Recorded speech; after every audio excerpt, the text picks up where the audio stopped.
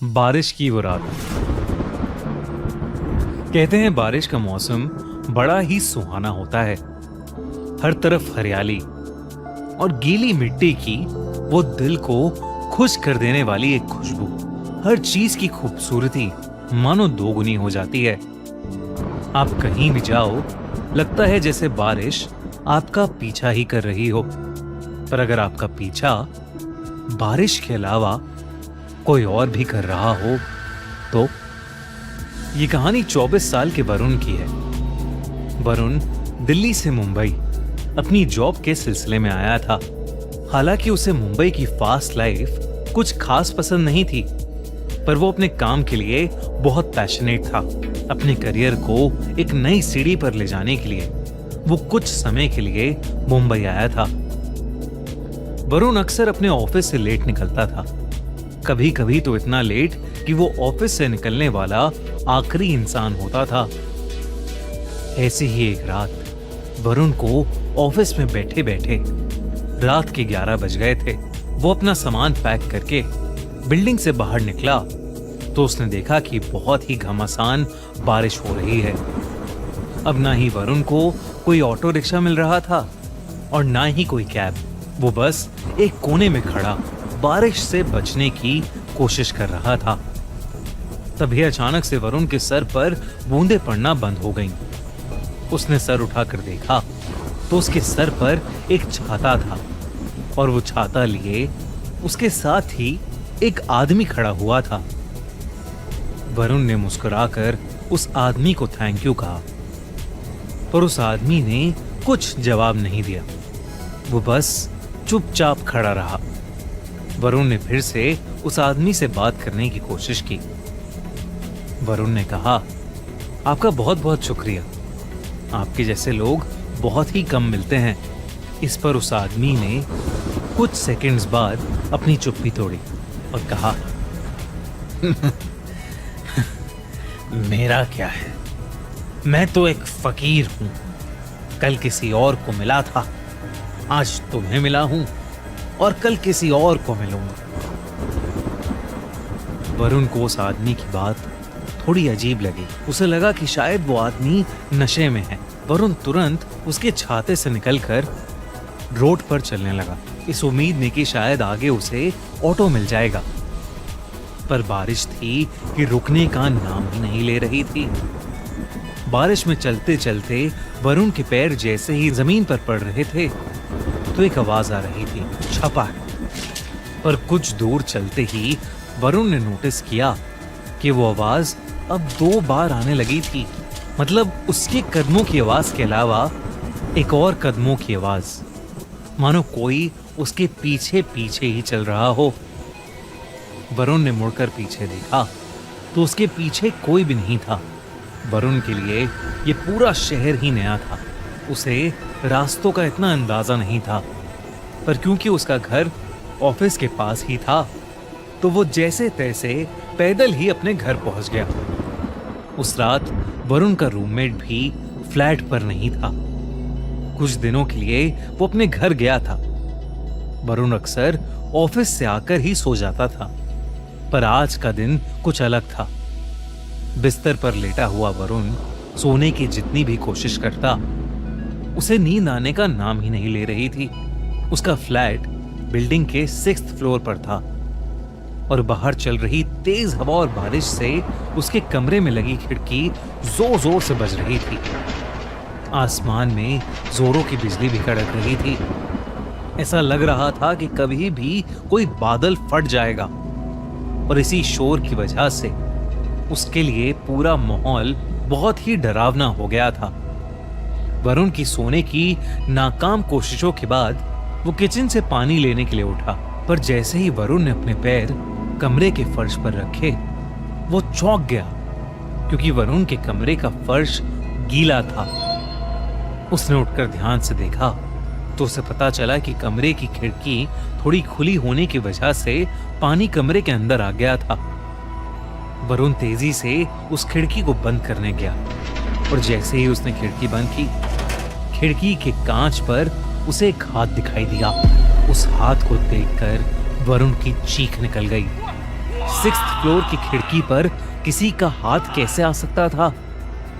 वरुण डर के मारे अपने बिस्तर पर वापस चढ़ गया और उसकी आंखों के सामने वो हाथ वहां से गायब हो गया। वरुण को अब कुछ समझ नहीं आ रहा था। इससे पहले कि वो कुछ कर पाता, अचानक से फ्लैट की लाइट ही चली गई। वरुण ने अपने मुंबई के एक दोस्त को कॉल लगाने के लिए अपना फोन उठाया तो उसने देखा कि फोन को चार्जिंग पर लगाने के बावजूद उसका पूरा फोन डिस्चार्ज था, उसमें बैटरी ही नहीं थी। ये देखकर वरुण की हालत अब और खराब होने लगी थी। तभी उसे किचन से एक जोर से कांच टूटने की आवाज आई। वरुण उठकर किचन में गया तो किचन के फर्श पर एक कांच की टूटी हुई बोतल पड़ी हुई थी। नजर घुमाकर देखने पर वरुण को किचन में एक काली बिल्ली दिखी। वरुण को लगा कि शायद वो बोतल उसी बिल्ली की वजह से टूटी थी। वरुण की जान में जान आई। उसने खुद को समझाया कि इतनी तेज बारिश की रात में अकेले होने की वजह से वरुण को अजीब चीजें दिखाई दे रही हैं। उसने खुद को संभाला और किचन का कांच साफ करके अपने कमरे में वापस जाने लगा। पर वो नहीं जानता था कि उसके साथ अब क्या होने वाला था। जैसे ही वरुण अपने कमरे में वापस पहुंचा, उसकी रूह उसके शरीर से बाहर आ गई। उसके कमरे के कोने में वही आदमी खड़ा था जो उसे ऑफिस के नीचे छाते के साथ मिला था। वो आदमी बस वहां चुपचाप खड़ा हुआ था और उसके पूरे शरीर से पानी बह रहा था। बिजली कड़कने पर वरुण को उस आदमी का पूरा शरीर दिखा। उसकी चमड़ी पूरी तरह से नीली पड़ी थी। वरुण उसे देखकर सुन पड़ गया था। उसके मुंह से आवाज ही नहीं निकल रही थी। तभी उस आदमी ने अपनी चुप्पी तोड़ी और वरुण से कहा, मैं तो बस मदद करना चाहता था, पर मेरे साथ ऐसा क्यों हुआ? वरुण को कुछ भी समझ नहीं आ रहा था। इससे पहले कि वो कुछ बोलता, बहुत जोर से बिजली कड़की और वो आदमी अचानक से वरुण के बहुत करीब आ गया। उसका चेहरा बेहद डरावना था। अचानक उस आदमी का शरीर फूलने लगा, जैसे मानो उसके शरीर के अंदर कुछ भरा हुआ हो। तभी एकदम से वरुण के कमरे में पानी भरने लगा। चारों तरफ पानी ही पानी था। इससे पहले कि वरुण कुछ कर पाता, वो पानी में डूबने लगा। वरुण को सांस ही नहीं आ रही थी और वो पानी में डूबता जा रहा था। अगली सुबह जब वरुण का रूममेट घर आया तो उसने वरुण को फर्श पर गिरा हुआ पाया। उसने जैसे तैसे वरुण को उठाने की कोशिश की तो वरुण के मुंह से बहुत सारा पानी निकला, जैसे उसे किसी ने समुंदर से निकाला हो। वरुण होश में आया और उसने अपने रूममेट को पूरी बात बताई। जब वो डूब रहा था तो वरुण को एक सपना आया, मानो वो उस आदमी की जिंदगी को देख पा रहा था। उसने देखा कि एक ऐसी ही रात जब बहुत बारिश हो रही थी, वो आदमी ऑफिस से अपने घर जा रहा था। बारिश इतनी तेज थी कि जगह जगह पर बहुत पानी भर गया था। वो आदमी ऑफिस के नीचे खड़ा ऑटो ढूंढ रहा था। तभी उसके पास आकर एक औरत खड़ी हो गई। कुछ देर बाद उस औरत को लेने एक गाड़ी वहां पर आई, पर गाड़ी में बैठते समय उस आदमी ने देखा कि उस औरत का दुपट्टा गाड़ी के दरवाजे से बाहर निकल रहा था। बस उस औरत को यही बताने के लिए वो आदमी उस गाड़ी के पीछे तेजी से गया और उसका पैर एक बहुत ही गहरे गड्ढे में पड़ गया। वो गड्ढा इतना गहरा था कि वो आदमी उसके अंदर डूबने लगा और इससे पहले कि कोई उसे बचा पाता, उसके लंग्स में पानी भर गया था और उसकी वहीं मौत हो गई। जब वरुण ने अपने ऑफिस के एरिया के पास जाकर लोगों से इस बारे में पूछा तो उसे पता चला कि कुछ साल पहले एक पतला बूढ़ा आदमी वहीं बारिश में गड्ढे में मर गया था। ये सुनकर वरुण का दिल दहल गया था।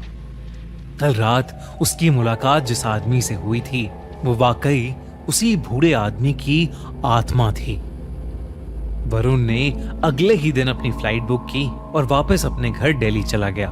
उस दिन के बाद से वरुण को वो इंसान कभी नहीं दिखा, लेकिन आज भी तेज बारिश होते ही वरुण घबराहट के मारे कपकपाने लगता है।